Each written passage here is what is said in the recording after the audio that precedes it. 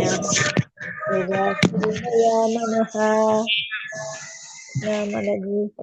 कृष्णा सीतारामण्य माताजी।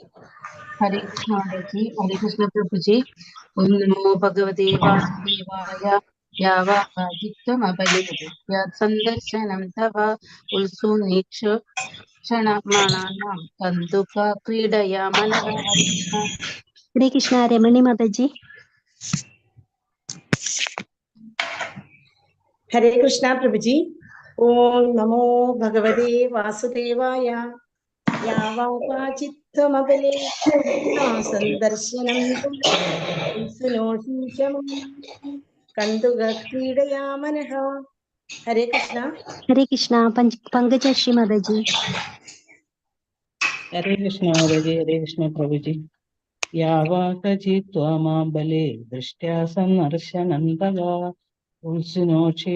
क्षीक्षमाणानां कन्दुकक्रीडाय मनः। हरे कृष्ण माताजी। कृष्ण हरे प्रभु। कृष्णा शारदाक्षी माताजी।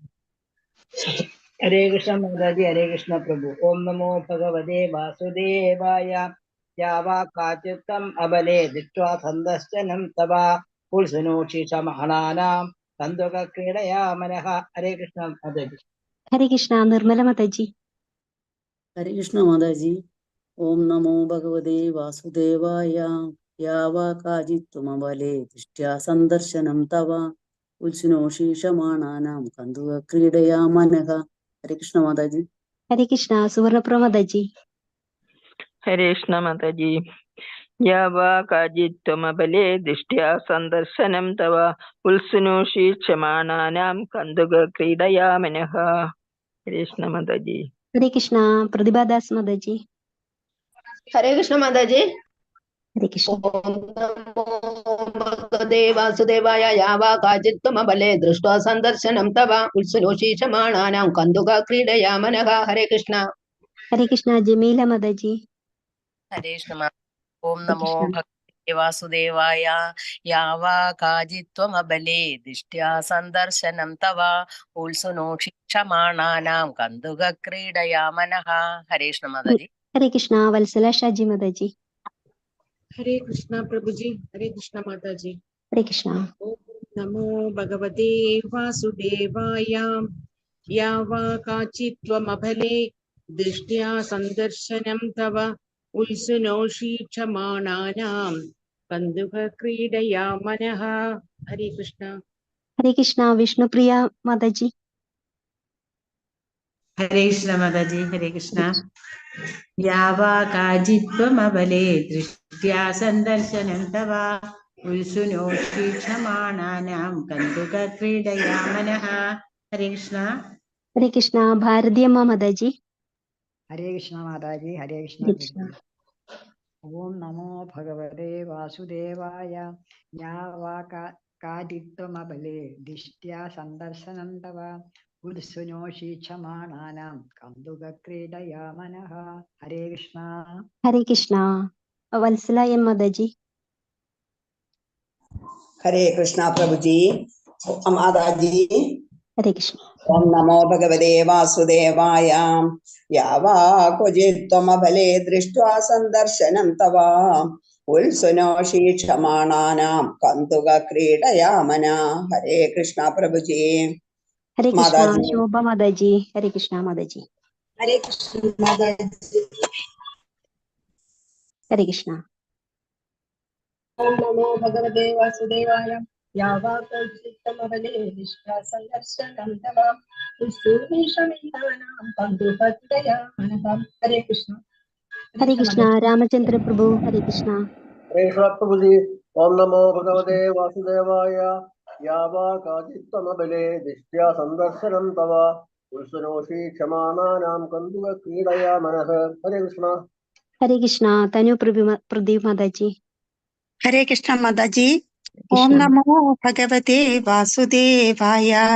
यावाकाचित्त्वमबले दृष्ट्या संदर्शनं तव उल्सुनोषीक्षमाणानां कन्दुकक्रीडया मनः। हरे कृष्ण माताजी। हरे कृष्णा सावित्री मुखर्बेश्वरी माताजी। हरे कृष्ण माताजी। हरे कृष्ण। ओम नमो भगवते वासुदेवाय। യാവാ കാചിത്വമബലേ ദിഷ്ടാ സന്ദർശനം തവ ഉത്സുനോഷിഷമാണാനാം കന്ദുക ക്രീഡയാ മനഃ. ഹരേ കൃഷ്ണ മാതാജി. ഹരേ കൃഷ്ണ. ഗീതട്ടി മാതാജി. ഹരേ കൃഷ്ണ മാതാജി. ഹരേ കൃഷ്ണ. ഓം നമോ ഭഗവതേ വാസുദേവായ. യാവാകാചിത്വമബലേ ദിഷ്ട്യാ സന്ദർശനം തവ ഉത്സുനോഷി ക്ഷമാണാനാം കന്ദുക ക്രീഡയാ മനഃ. ഹരേ കൃഷ്ണ മാതാജി. ഹരേ കൃഷ്ണ. വസന്ത മാതാജി. ഹരേ കൃഷ്ണ മാതാജി. ഹരേ കൃഷ്ണ. ഓം നമോ ഭഗവതേ വാസുദേവായ. യാവാകോചിത്വമബലേ ദൃഷ്ട്യാ സന്ദർശനം തവ ഉത്സവനോഷീക്ഷമാണാനാം കന്ദുക ക്രീഡയാ മനഃ. ഹരേ കൃഷ്ണ. ഹരേ കൃഷ്ണ. അനിതകുമാരി മാതാജി. ഹരേ കൃഷ്ണ മാതാജി. ഓം നമോ ഭഗവതേ വാസുദേവായ. യാവാകാചിത്തമബലേ ദൃഷ്ട്യാ സന്ദർശനം തവ ഉത്സുനോഷീക്ഷമാണാനാം കന്ദുക ക്രീഡയാ മനഃ. ഹരേ കൃഷ്ണ മാതാജി. ഹരേ കൃഷ്ണ. വത്സല ഗോപാലൻ മാതാജി. ഹരേ കൃഷ്ണ മാതാജി. പ്രഭുജി. ഓം നമോ ഭഗവതേ വാസുദേവായ. യാവാകാചിത്തമബലേ ദിഷ്ട്യാ സന്ദർശനം തവ ഉത്സുനോഷീഷമാണാനാം കന്ദുക ക്രീഡയാ മനഃ. ഹരേ കൃഷ്ണ മാതാജി. ഹരേ കൃഷ്ണ ഹരേ പ്രഭുജി. കൃഷ്ണ. ഡോക്ടർ വിജയകുമാരി മാതാജി. ഹരേ കൃഷ്ണ മാതാജി. ഹരേ കൃഷ്ണ. ഓം നമോ ഭഗവതേ വാസുദേവായ. യാവാകാചിത്വമബലേ ദൃഷ്ട്യാ സന്ദർശനം തവ ഉത്സുനോഷീക്ഷമാണാനാം കന്ദുക ക്രീഡയാ മനഃ. ഹരേ കൃഷ്ണ മാതാജി. ഹരേ കൃഷ്ണ. രാജി കൈലാസ് മാതാജി. ഞാൻ ചെയ്തോളൂ. പ്രഭുജി. ഹരേ കൃഷ്ണ ഹരേ മാതാജി. കൃഷ്ണ. Thank you പ്രഭുജി. ഹരേ കൃഷ്ണ. യാവാകാചിത്വമബലേ സന്ദർശനം തവ ഉത്സുനോഷീണമാണാനാം കന്ദുക ക്രീഡയാ മനഃ. ഹരേ കൃഷ്ണ. ഹരേ കൃഷ്ണ മാതാജി. ഗീതാവരദ മാതാജി. ഹരേ കൃഷ്ണ മാതാജി. ഹരേ കൃഷ്ണ. ഹരേ കൃഷ്ണ പ്രഭു. ചലോ. ഹരേ കൃഷ്ണ. ഓം നമോ ഭഗവതേ വാസുദേവായ. യാവാകാചിത്വമബലേ ദിഷ്ട്യാ സന്ദർശനം തവ ഉത്സുനോഷീക്ഷമാണാനാം കന്ദുക ക്രീഡയാ മനഃ. ഹരേ കൃഷ്ണ പ്രഭു. ഹരേ കൃഷ്ണ. നമുക്ക് ഇതിന്റെ വിവർത്തനം ഭാവാർത്ഥം നോക്കാം.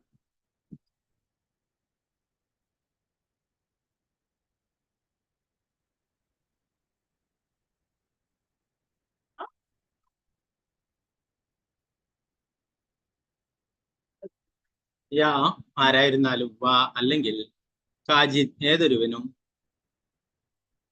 ത്വം നീ അബലേ അല്ലയോ സുന്ദരി ദിഷ്ട്യാം ഭാഗ്യവശാൽ സന്ദർശനം കാണുക തവ നിന്റെ ഉത്സുനോഷി നീ വിശുദ്ധമാക്കുന്നു ഈഷമാണാനാം കാഴ്ചക്കാരുടെ കന്തുക പന്തിനാൽ ക്രീഡയാ വിളയാടിക്കൊണ്ട് മനസ്സ്.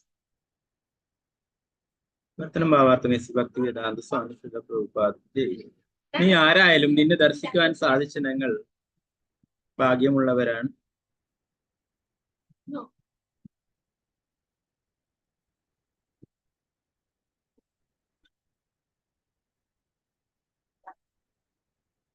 പന്തു തട്ടിക്കളിക്കുമ്പോൾ നീ കണ്ടു നിന്നവരുടെ എല്ലാം മനസ്സുകളെ വിശുദ്ധമാക്കി. ഭാവാർത്ഥം ശ്രീല പ്രഭുപാദ്. അസുരന്മാർ ഒരു സുന്ദരിയുടെ കണ്ണ ജീവിക്കുന്നതാണ്. കാന്തി കാണാൻ പല വിധത്തിലുള്ള പ്രകടനങ്ങൾ ക്രമീകരിച്ചു. യുവതി ഒരു പന്ത് തട്ടിക്കളിക്കുന്നത് അവർ കണ്ടതായാണ് ഇവിടെ പറഞ്ഞത്. ആസുരിയർ ചിലപ്പോൾ എതിർലിംഗവുമായി ടെന്നീസ് പോലുള്ള വിനോദങ്ങൾ എന്നു പറയപ്പെടുന്നവ കളികളെ ഏർപ്പെടുത്തും. കളിയിൽ മുഴുകുന്ന സുന്ദരിയായ പെൺകുട്ടിയുടെ ശരീരഘടന സൂക്ഷ്മമായ ലൈംഗികതയുടെ തലത്തിൽ മനസ്സിൽ ആസ്വദിക്കുകയാണ് ഇതിന്റെ ലക്ഷ്യം. ഭൗതികാസ്വാദനത്തിന് വേണ്ടിയുള്ള ഇത്തരം ലൈംഗിക മനോഭാവത്തെ യോഗികൾ എന്ന് പറയപ്പെടുന്നവരും ചിലപ്പോഴൊക്കെ പ്രോത്സാഹിപ്പിക്കാറുണ്ട്. ചില പ്രത്യേക മന്ത്രങ്ങൾ ഉരുക്കൊഴിഞ്ഞ് യോഗാഭ്യാസനം പരിശീലിച്ചാൽ 6 മാസത്തിനകം ഈശ്വരനോളം സിദ്ധിയുള്ളവരാകാം എന്നും മറ്റുള്ള പരസ്യങ്ങളിലൂടെ ജനങ്ങളെ ആകർഷിക്കുന്ന ഇവരുടെ യോഗാഭ്യാസവും മാനസിക തലത്തിലുള്ള സൂക്ഷ്മമായ ലൈംഗികാസ്വാദനമാണ്. ജനങ്ങൾ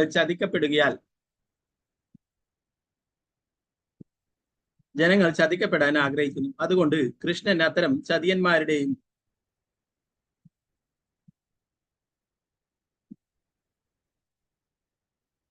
കൃഷ്ണൻ അത്തരം ചതിയന്മാരെയും ഭ്രമജനകരെയും സൃഷ്ടിക്കുന്നു. ലോകം യോഗിയുടെ വസ്ത്രം ഉടുപ്പിക്കുന്ന ഈ വ്യാജന്മാർ വാസ്തവത്തിൽ ഭോഗികളാണ്. ഇത്തരം അധികരിച്ച ഇന്ദ്രിയ പ്രീണങ്ങളിലൂടെ ഒരുവനും ജീവിതം ശരിയായി ആസ്വദിക്കാനാവുകയില്ലെന്ന് ഭഗവത്ഗീത പറയുന്നു. ഒരു രോഗി രോഗാവസ്ഥയിൽ സാധാരണ ആസ്വാദനങ്ങൾ വർജിക്കണമെന്ന് വിദഗ്ധനായ ഭിഷുകരനാൽ ഉപദേശിച്ചു. രോഗബാധിതനായ ആ വ്യക്തിക്ക് യഥാർത്ഥത്തിൽ ഒന്നും തന്നെ ആസ്വദിക്കുവാൻ കഴിയും. രോഗവിമുക്തനാകുന്നതനുസരിച്ച് ആസ്വദിക്കുവാൻ സാധിക്കുകയും ചെയ്യും. അതേപോലുള്ള നമ്മുടെ ഭൗതികാവസ്ഥയും ഒരു രോഗബാധിതാവസ്ഥയാണ്. ഒരുവന് യഥാർത്ഥത്തിലുള്ള ഇന്ദ്രിയ ആസ്വാദനം സാധ്യമാകണമെങ്കിൽ അവൻ ഭൗതികാവസ്ഥയുടെ കുരുക്കുകളിൽ നിന്നും മോചിതനാകണം. ആധ്യാത്മിക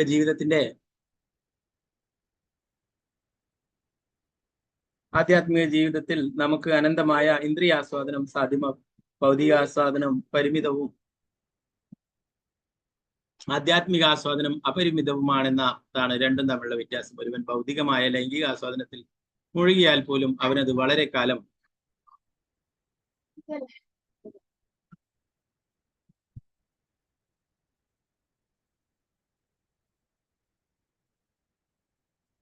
അനുഭവിക്കാനാവില്ല. പക്ഷെ ലൈംഗിക ആസ്വാദനം ഉപേക്ഷിച്ചാൽ ഒരുവന് ശാശ്വതമായ ആധ്യാത്മിക ജീവിതത്തിൽ പ്രവേശിക്കാം. ബ്രഹ്മസൗഖ്യം ആധ്യാത്മിക ആനന്ദം അനന്തമാണെന്ന് ഭാഗവതം 5:5 എന്ന് പറയുന്നു. വിഡ്ഢികളായ ജീവികൾ വസ്തുക്കളുടെ സൗന്ദര്യത്തിൽ ഭ്രമിക്കുകയും അത് നൽകുന്ന സന്തോഷം യഥാർത്ഥമാണെന്ന് കരുതുകയും ചെയ്യുന്നു. പക്ഷെ വാസ്തവത്തിൽ അത് യഥാർത്ഥ സൗന്ദര്യമല്ല, അത് നൽകുന്ന സന്തോഷവും യഥാർത്ഥം. പ്രഭുപാദ് ജയ. നാരായണൻ നമസ്കൃത്യ നരം ചൈവ നരോത്തമം ദേവീം സരസ്വതി വ്യാസം തതോ ജയമുദ്രേ അഷ്ടപ്രായേഷു ഭദ്രേഷു നിത്യം ഭാഗവത സേവയാ ഭഗവതി ഉത്തമ ശ്ലോകേ ഭക്തിർഭവതി നൈഷ്ഠികീ മൂകം കരോതി വാചാലം പങ്കും ലംഘയതി ഗിരിം യത്കൃപാതമഹം വന്ദേ ശ്രീഗുരു ദീനതാരിം പരമാനന്ദമാധവം ശ്രീ ചൈതന്യേശ്വരം. നമോ വിഷ്ണുപാദായ കൃഷ്ണപൃഷ്ഠായ ഭൂതലേ ശ്രീമതേ ഭക്തിവേദാന്ത സ്വാമിന്നിധി നാമിനെ നമസ്തേ സാരസ്വതേ ഗൗരവാൻ പ്രചാരിണേ നിർവിശേഷ ശൂന്യവാദി പാശ്ചാത്യദേശധാരിണി. ജയ ശ്രീകൃഷ്ണ ചൈതന്യ പ്രഭു നിത്യാനന്ദ ശ്രീ അദ്വൈത ഗദാധര ശ്രീവാസാദി ഗൗരഭക്ത. ഹരേ കൃഷ്ണ കൃഷ്ണ കൃഷ്ണ ഹരേ ഹരേ ഹരേ രാമ രാമ ഹരേ ഹരേ. ഹരേ കൃഷ്ണ. നേരത്തെയുള്ള ശ്ലോകങ്ങളിൽ പറഞ്ഞു അല്ലെ, പകലും രാത്രിയും സന്ധിക്കുന്ന ആ സന്ധ്യ രാക്ഷസന്മാർക്ക് അസുരന്മാർക്ക് വളരെ ഇഷ്ടപ്പെട്ട സമയമാണ്. അതോടുകൂടി അവരുടെ പ്രവൃത്തികളൊക്കെ ആരംഭിക്കുകയും അല്ലെ. അപ്പൊ ആ സന്ധ്യയെ ഒരു സുന്ദരിയായിട്ട് കണക്കാക്കിയിട്ട് നേരത്തെയുള്ള ശ്ലോകങ്ങളൊക്കെ വിവരിക്കുന്നുണ്ട് അല്ലെ. അപ്പൊ അതുപോലെ തന്നെയാണ് പറയുന്നത് ഈ ശ്ലോകങ്ങളിലും പറയുന്നത്, നീ എത്ര സുന്ദരിയാണ്, നിന്നെ ദർശിക്കാൻ സാധിച്ച ഞങ്ങൾ ഭാഗ്യമുള്ളവരാണെന്ന് പറഞ്ഞു. ഒരു പന്ത് തട്ടിക്കളിക്കുമ്പോൾ നീ കണ്ടു നിന്നവരുടെ എല്ലാം മനസ്സുകളെ വിശുദ്ധമാക്കി. പ്രഭുഭദ്രയുടെ ഭാവാർത്ഥത്തിൽ പറയുന്നു, ഇങ്ങനെയുള്ള ടെന്നീസ് പോലുള്ള കളികളൊക്കെ ആൾക്കാർ പലരും ആസ്വദിക്കുന്നതാണ്. എന്നാൽ യഥാർത്ഥത്തിൽ ആ കളിക്കുന്ന സ്ത്രീയുടെ സൗന്ദര്യത്തെയാണ് കൂടുതലായിട്ടും ആസ്വദിക്കുന്നത് എന്ന് പ്രഭുഭദ്രയോട് പറഞ്ഞു. അതേപോലെ പല യോഗികളും പറയും യോഗാഭ്യാസമുണ്ട് അങ്ങനെയൊക്കെ പറഞ്ഞിട്ട് ഭഗവാനോളം തന്നെ ശക്തി ഉണ്ടാവും എന്നൊക്കെ പറഞ്ഞിട്ട് പലതരത്തിലും ആൾക്കാരെ കബളിപ്പിക്കുകയും അവരുടെ ആ സൗന്ദര്യം ആസ്വദിക്കുകയൊക്കെ ചെയ്യും അല്ലെ. ഇപ്പോഴും അങ്ങനെയുള്ള വ്യാജന്മാരെയൊക്കെ കാണാം, വ്യാജസിദ്ധന്മാരും മറ്റുമൊക്കെ അല്ലെ. അങ്ങനെയുള്ള പലരെയും അങ്ങനെ ചൂഷണം ചെയ്യുകയൊക്കെ ചെയ്യുന്ന ആൾക്കാരെ ഇന്നും കാണാം അല്ലെ. അപ്പൊ അവരുടെയൊക്കെ ഉദ്ദേശം എന്ന് പറയുന്നത് യോഗിയും മറ്റുള്ളതൊന്നുമല്ല, അവര് സ്ത്രീകളുടെ സൗന്ദര്യം ആസ്വദിക്കുകയുള്ള എന്ന് പറഞ്ഞു. അപ്പൊ അതുപോലെ അസുരന്മാർ ഈ സന്ധ്യയുടെ സൗന്ദര്യത്തെ ആസ്വദിക്കുന്നു, അവർക്കത് പ്രിയപ്പെട്ട സമയമാണെന്ന് പറഞ്ഞു. അതുപോലെ തന്നെ ഇവിടെ പറയുന്നു, ലൈംഗിക ആസ്വാദനം ഉപേക്ഷിച്ചാൽ ഒരുവിന് ശാശ്വതമായ ആധ്യാത്മിക ജീവിതത്തിൽ പ്രവേശിക്കാം. ബ്രഹ്മസൗഖ്യം അതായത് ആധ്യാത്മികാനന്ദം അനന്തമാണെന്ന് ശ്രീമദ് ഭാഗവതം പറഞ്ഞു. ശ്രീമദ് ഭാഗവതം 5:5 ഋഷഭദേവൻ തന്റെ പുത്രന്മാർക്ക് നൽകുന്ന ഉപദേശങ്ങളിൽ പറയുന്നുണ്ട്. അതിൽ പറയുന്നു, നമ്മുടെ ഈ മനുഷ്യജന്മം എന്ന് പറയുന്നത് ആത്മസാക്ഷാത്കാരത്തിന് വേണ്ടിയുള്ളതാണ്.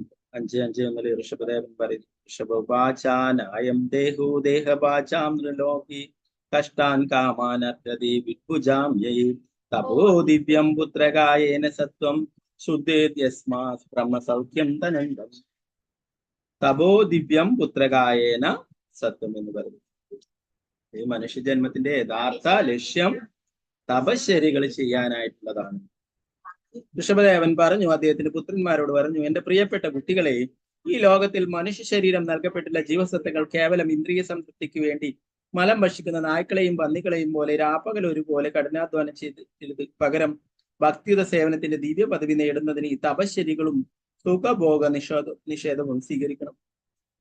അത്തരം കർമ്മങ്ങളാൽ ഒരുവന്റെ ഹൃദയം ശുദ്ധമാക്കപ്പെടും. ഭക്തിയുത സേവനത്തിന്റെ ദിവ്യ പദവി പ്രാപിച്ചു കഴിഞ്ഞാൽ ഒരുവന് ഭൗതിക സന്തോഷത്തിന് ഉപരിയായി അതീന്ദ്രിയവും ശാശ്വതവും പരമാനന്ദപൂർണമായ ജീവിതം നേടാൻ കഴിയും.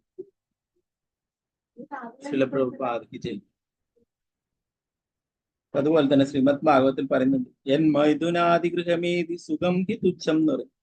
കഠിനാധ്വാനം ചെയ്ത് ഗൃഹമേദികൾക്ക് ലഭിക്കുന്ന ലൈംഗിക ആസ്വാദനം, സുഖം എന്ന് പറയുന്നത് തുച്ഛമായിട്ടുള്ളതാണ്. ആത്മീയമായിട്ടുള്ള കാര്യങ്ങൾ വെച്ച് നോക്കുമ്പോൾ അത് തുച്ഛമായിട്ടുള്ളതാണ്.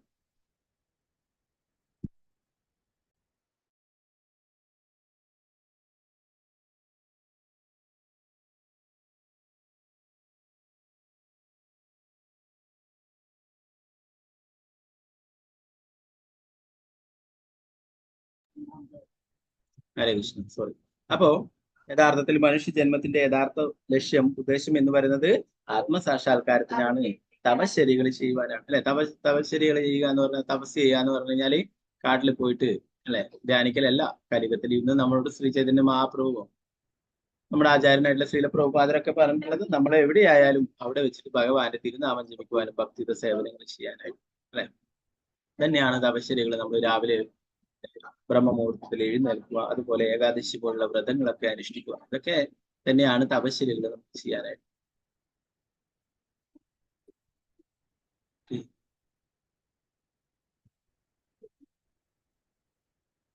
എന്ത് കേൾക്കാണ്ടുണ്ടോ? ഇല്ലല്ലോ. കേൾക്കാലോ എല്ലാവർക്കും അല്ലെ? ഹരേ കൃഷ്ണ. ശ്രീജയ്ക്ക് മതജി കേൾക്കാം പ്രഭുജി. ഹരേ കൃഷ്ണ. ഹരേ കൃഷ്ണ.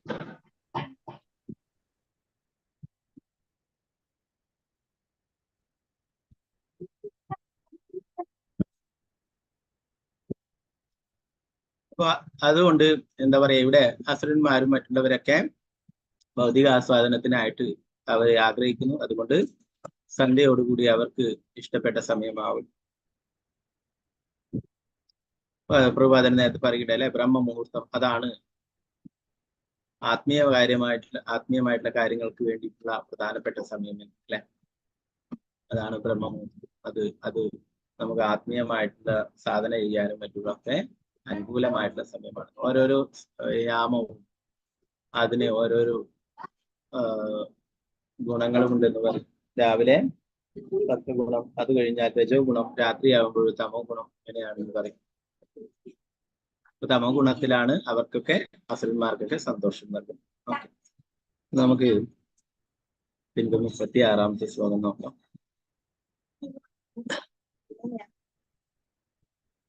ഓം നമോ ഭഗവതേ വാസുദേവായ.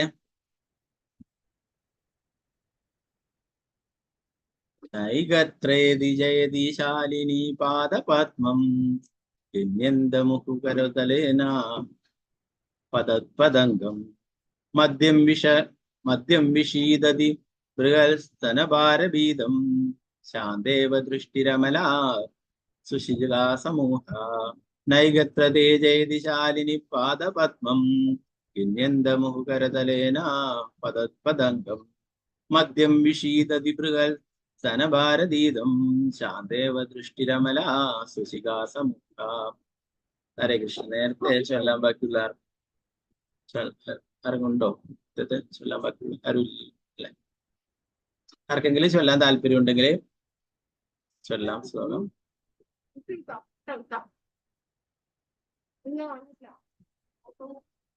ഓക്കെ, ശ്രീരഞ്ജിനി മാതാജി ചൊല്ലിക്കൊള്ളാം. ഹരേ കൃഷ്ണ. ഹരേ കൃഷ്ണ. ഓം നമോ ഭഗവതേ വാസുദേവായ. നേഗത്ര തേജയതിശാലിനി പാദപത്മം നന്ദ്യാമുഹുഃകരതലേന പതത്പദംഗം മധ്യം വിഷീദതി ബൃഹസ്തനഭാരഭീതം ശാന്തേവ ദൃഷ്ടിരമലാ സുശിഖാ സമൂഹ. ഓം തത്സദിതി. ഹരി ഓം തത്സത്. ഹരി. ഹരേ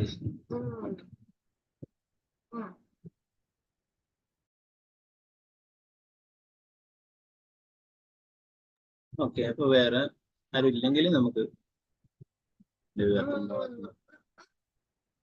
നമ്മുടെ എന്താ പറയാ, ഇന്നലെയൊക്കെ നമ്മൾ ക്ലാസ് എടുത്ത ഗ്രൂപ്പിലൊക്കെ കുറെ നൂറുകണക്കിന് ആളുണ്ട് അല്ലെ. അപ്പൊ ഇന്നലത്തെ ഒരു 65ഓളം ആള് വന്നു.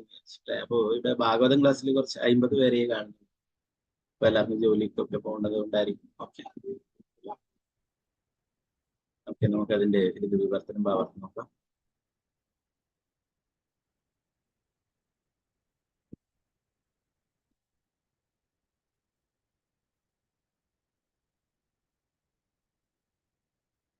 ഓ സുന്ദരി, കുതിച്ച് ആടുന്ന പന്ത് വീണ്ടും വീണ്ടും കരങ്ങളാൽ തറയിലടിച്ചു കളിക്കുന്ന നിന്റെ താമരപ്പൂ പാദങ്ങൾ ഒരിടത്ത് ഉറച്ചു നിൽക്കുന്നില്ല. നിന്റെ നിറമാറിന്റെ ഭാരത്താൽ അരക്കെട്ട് ക്ഷീണിക്കുകയും തദ്വാര നിന്റെ കണ്ണുകൾ മയങ്ങിയിരിക്കുന്നു. നിന്റെ മനോഹരമായ ചുരുൾമുടി മെടഞ്ഞിടുവാൻ പ്രാർത്ഥിക്കുന്നു.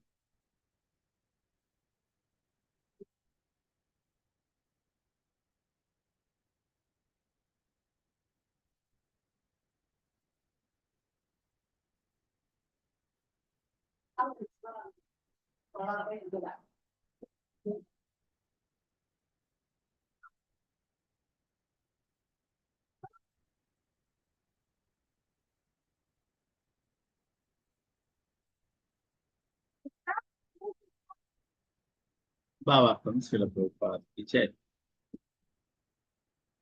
അസുരന്മാർ സ്ത്രീയുടെ ഓരോ ചുവടുവയ്പിലെയും അംഗചലനങ്ങൾ നിരീക്ഷിക്കുന്നു.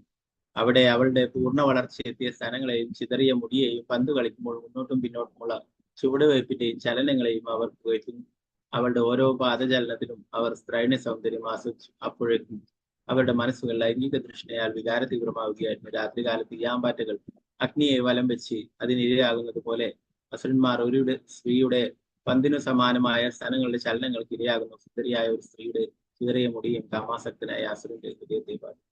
അപ്പോൾ ആ സന്ധ്യയെ ഒരു സുന്ദരിയായിട്ട് കണക്കാക്കുകയും രാക്ഷസന്മാർ അസുരന്മാരെ ആ സ്ത്രീയുടെ ഓരോ ചലനങ്ങളെയും ഇഷ്ടപ്പെടുകയും ചെയ്യുന്നു എന്ന് പറയും.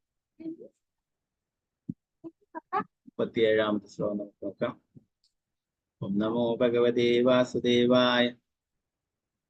സായന്തനീം സന്ധ്യാമസുരാ പ്രമദായിദീം പ്രലോഭയന്തീം ജഗൃഹുർ മത്വാമൃതധിയാ സ്ത്രിയം.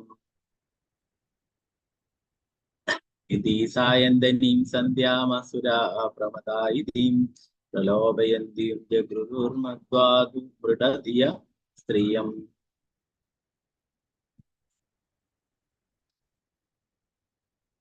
ത്രിസന്ധിയെ താങ്കളുടെ ഇരുണ്ട ബോധത്തിൽ പ്രലോഭനീയമാം വിധം സ്വയം പ്രദർശിക്കുന്ന ഒരു സുന്ദരിയായി കണ്ട അസുരന്മാർ അവളെ കയറി പിടിച്ചു. ഭാവാർത്ഥം ശ്രീലപ്രഭുപാദി. അസുരന്മാരെ ഇവിടെ കഴുതയെ പോലെ അജ്ഞതയാൽ മൂടപ്പെട്ടവൻ എന്ന അർത്ഥം വരുന്ന മൂട ദിയ എന്ന് വിളിച്ചിരിക്കുന്നു. മൂടദിയ എന്നുള്ളത് ബുദ്ധിഹീനൻ എന്നുള്ള അർത്ഥം. കഴുതക്ക് ബുദ്ധിയില്ല എന്ന് അല്ലെ, മൃഗങ്ങൾ ബുദ്ധിയില്ലാത്തതാണ് കഴുത. ഈ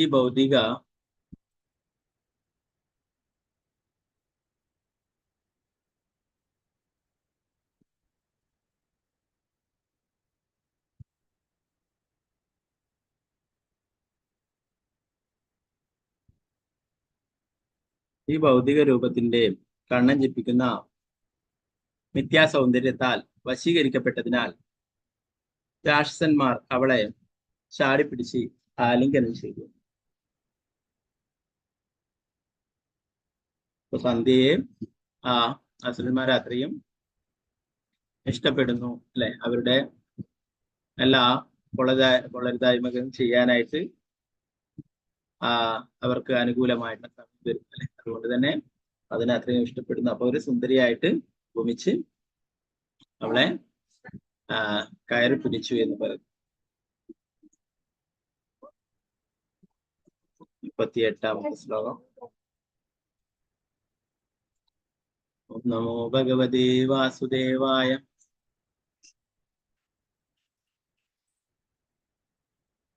രഹസ്യ ഭാവഗംഭീരം വിഗ്രന്ധ്യാത്മനമാത്മനാ കാന്ത്യാ സസർജ ഭഗവാൻ ഗന്ധർവാപ്സരസാം ഗണാൻ.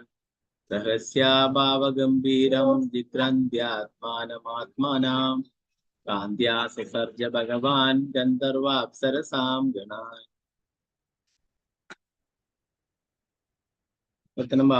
ഭക്തിവേദാന്ത സ്വാമി. ആരാധനായ ബ്രഹ്മാവ് പെട്ടെന്ന് അഗാധമായുള്ള അർത്ഥമുള്ള ഒരു ചിരിയോടെ സ്വന്തം മനോഹാരിതയിൽ സ്വയം വികസിച്ചു.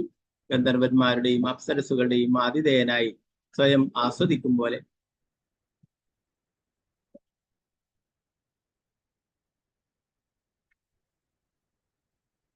ഭാവാർത്ഥം ശ്രീല പ്രഭുപാദി ജയ്.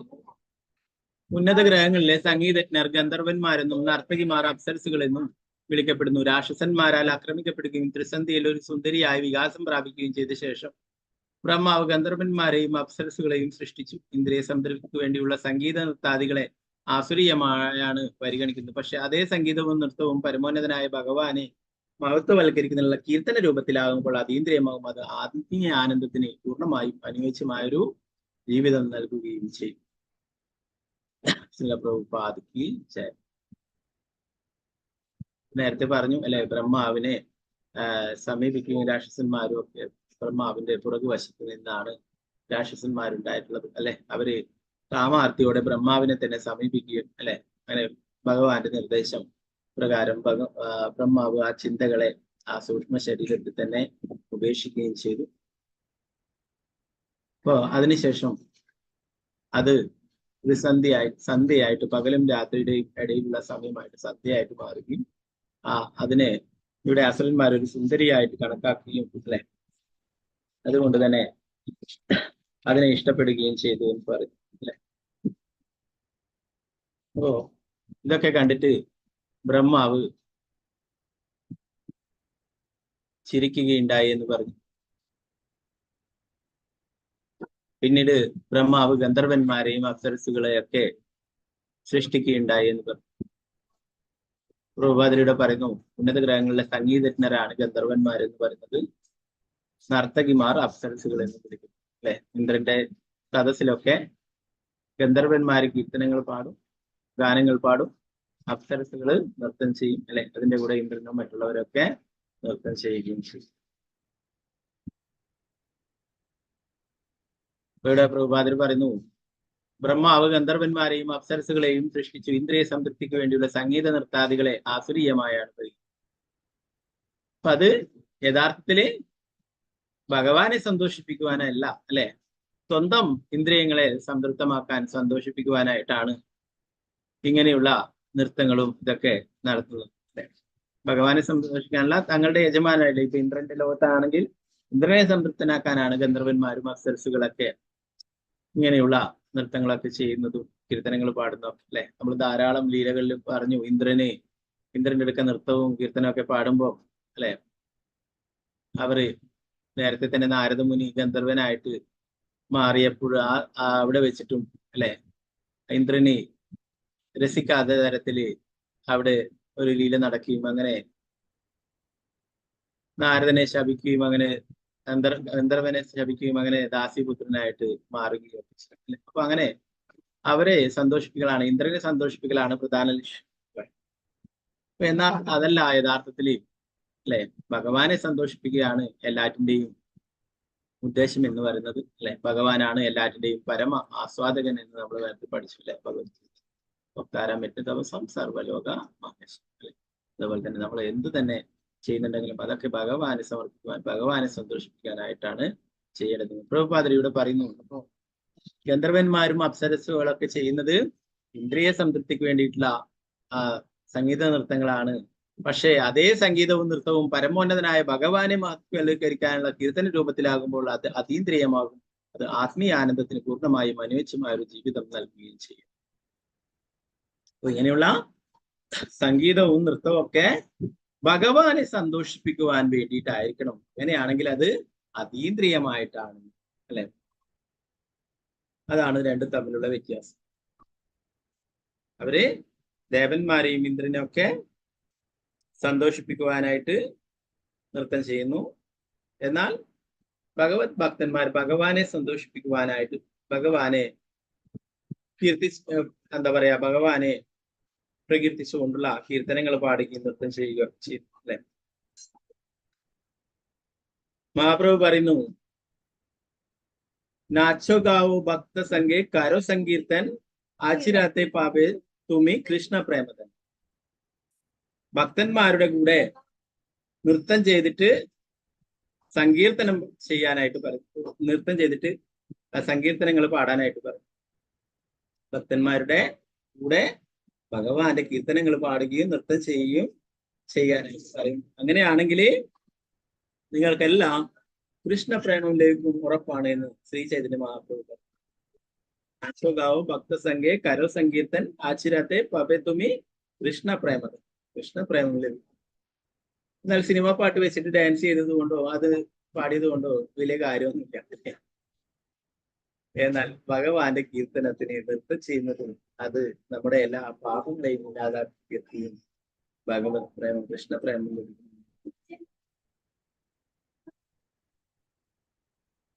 ആചാര്യന്മാർ പറയുന്നു, നമ്മള് ഭഗവാന്റെ കീർത്തനങ്ങൾ പാടിയിട്ട് ഒരു ശുദ്ധ ഭക്തൻ ഭഗവാന്റെ കീർത്തനങ്ങൾ പാടി നൃത്തം ചെയ്യുമ്പോൾ ഭൂമിക്കടിയിലുള്ള ലോകങ്ങളിലുള്ളവരൊക്കെ ശുദ്ധീകരിക്കപ്പെടുന്നു. അതുപോലെ രണ്ട് കൈകളും ഉയർത്തിക്കൊണ്ട് നൃത്തം ചെയ്യുമ്പോൾ ഉപരി ലോകങ്ങളിലുള്ളവരൊക്കെ ശുദ്ധീകരിക്കപ്പെടുന്നു. അവർക്കൊക്കെ അതിന്റെ ഗുണം ലഭിക്കുന്നു. അതുപോലെ ചുറ്റിലും കറങ്ങിക്കൊണ്ട് നൃത്തം ചെയ്യുമ്പോൾ അവർക്ക് മറ്റുള്ള ചുറ്റിലുമുള്ള ആൾക്കാർക്കും അതിന്റെ ഗുണങ്ങൾ ലഭിക്കുന്നു എന്ന് പറഞ്ഞു. അപ്പോ ഒരു ശുദ്ധഭക്തൻ നൃത്തം ചെയ്യുമ്പോൾ ചുറ്റിലുള്ള എല്ലാവർക്കും തന്നെ അതിന്റെ ഗുണങ്ങൾ ലഭിക്കുന്നു. അതുപോലെ തന്നെ അത് കേൾക്കുന്നവർക്കും അവരുടെ പാപങ്ങളൊക്കെ ഇല്ലാതായി ചെയ്യുന്നു. ഭഗവാൻ പറയുന്നു, നമുക്ക് നൃത്തവും സംഗീതമൊക്കെ ചെയ്യാം. എന്തിനു വേണ്ടിയിട്ടാണ്? ഭഗവാനെ സന്തോഷിപ്പിക്കുവാനായിട്ട്. അങ്ങനെയുള്ളത് എന്താണ്? ഹരിനാമ കീർത്തനം, അല്ലെ? ശ്രീ ചൈതന്യ മഹാപ്രഭു പറയുന്നു, പരം വിജയതേ ശ്രീകൃഷ്ണ സങ്കീർത്തനം, അല്ലെ? ശ്രീ ചൈതന്യ മഹാപ്രഭുവിന്റെ പ്രസ്ഥാനം തന്നെ എന്താണ്? സങ്കീർത്തന പ്രസ്ഥാനം. ഭഗവാന്റെ തിരുനാമം കീർത്തനം ചെയ്ത് പ്രചരിപ്പിക്കുക എന്നുള്ളത്, ഭഗവാന്റെ നാമം എല്ലായിടത്തും പ്രചരിപ്പിക്കുക എന്നുള്ളത്. അപ്പൊ അത് നമുക്ക് ആത്മീയമായിട്ടുള്ള ആനന്ദം നൽകും. മറ്റുള്ളതൊക്കെ ഇന്ദ്രിയ ആസ്വാദനത്തിന് വേണ്ടിയിട്ടുള്ളതാണ്.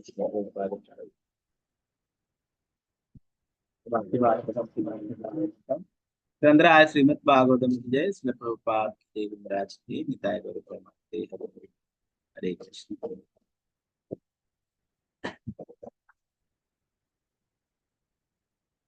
പിന്നെ വേറൊരു വിശേഷ ദിവസം കൂടിയാണ്. ശ്രീ ജഗന്നാഥ് ദാസ് ബാബാജിയുടെ തിരോഭാവ ദിനമാണ്.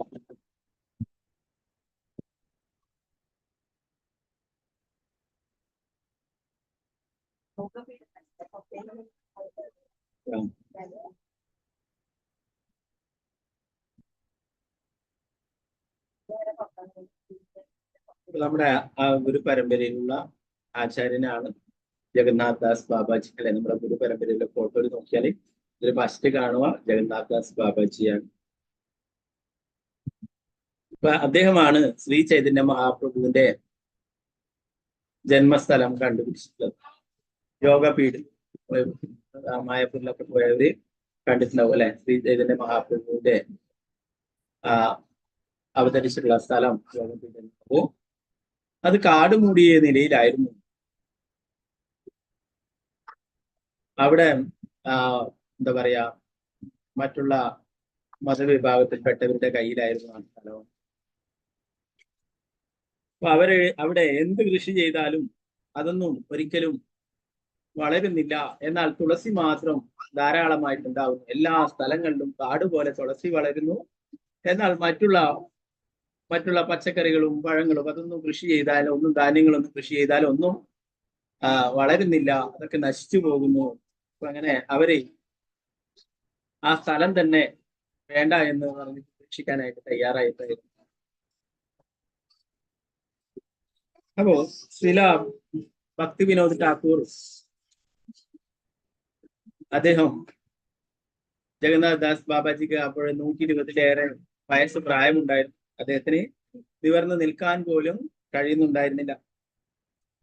അപ്പൊ അദ്ദേഹത്തെ എടുത്തിട്ട്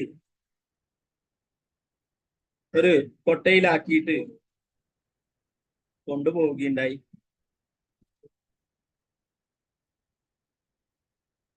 അപ്പൊ അങ്ങനെ ആ സ്ഥലത്തെത്തിയപ്പോൾ കൊട്ടയിലൊക്കെ പിടിച്ചിരുത്തുകയാണ് ചെയ്തിട്ടുള്ളത്. സ്വന്തമായിട്ട് എഴുന്നേറ്റ് നിൽക്കേണ്ട അത്ര ശക്തിയില്ലാത്ത രീതിയിലായിരുന്നു, അത്രയും പ്രായമായിട്ടായിരുന്നു ഉണ്ടായിരുന്നത്. അപ്പൊ അതുകൊണ്ട് തന്നെ അങ്ങനെ തലയിൽ എടുത്തു കൊണ്ടുപോയി. അപ്പൊ അവിടെ യോഗപീഠം എന്നുള്ള ആ സ്ഥലത്ത് ശ്രീ ചൈതന്യ മഹാപ്രഭു അവതരിച്ചിട്ടുള്ള ആ സ്ഥലത്ത് എത്താറായപ്പോൾ ഹരി ഹരി എന്ന് പറഞ്ഞുകൊണ്ട് ആ തലയിലുള്ള കോട്ടയിൽ നിന്ന് എടുത്തു താഴേക്ക് ചാടി അവിടെ നൃത്തം ചെയ്യുന്നുണ്ട്.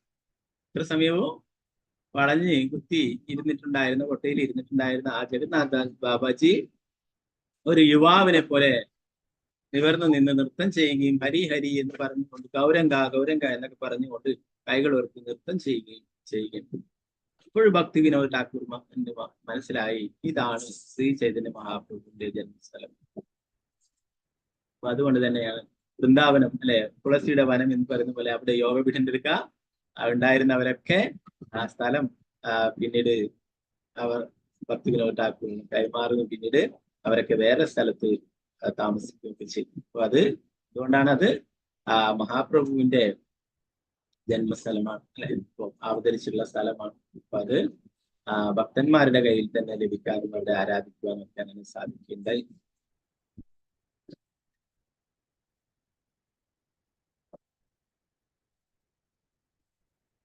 പിന്നെ വേറൊരു വിശേഷം കൂടിയുണ്ട്. അത്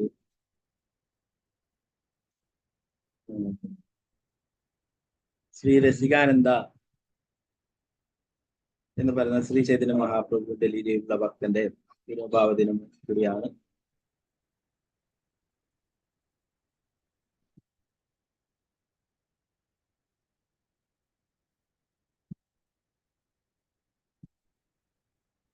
ഓക്കെ, അപ്പൊ നമുക്ക് ആചാര്യന്മാരോടൊക്കെ പ്രാർത്ഥിക്കാം. നമുക്ക് കൂടുതൽ ഭഗവാന്റെ നാമം ജപിക്കുവാൻ ഭക്തി സേവനങ്ങളൊക്കെ ചെയ്യാനായിട്ട് സാധിക്കട്ടെ. ഹരേ കൃഷ്ണ കൃഷ്ണ കൃഷ്ണ ഹരേ ഹരേ, ഹരേ രാമ രാമ രാമ ഹരേ ഹരേ. ശ്രീമദ് ഭാഗവതത്തിലെ ശ്രീ പ്രഭുപാദരാജിന്റെ നിതായ ഹരേ കൃഷ്ണ. ഇങ്ങനത്തെ ഭാഗങ്ങൾ എന്തെങ്കിലും സംശയങ്ങളുണ്ടെങ്കിൽ ചോദിക്കാം. പഞ്ചകൽപതരൂപശ കൃപാ സിന്ധുഭ്യാച പരദാനം ഭാവനേഭ്യോ വൈഷ്ണവേഭ്യോ നമഃ. ആനന്ദപുരി വിഷ്ണു ജയ ശ്രീ പ്രഭുപാദ.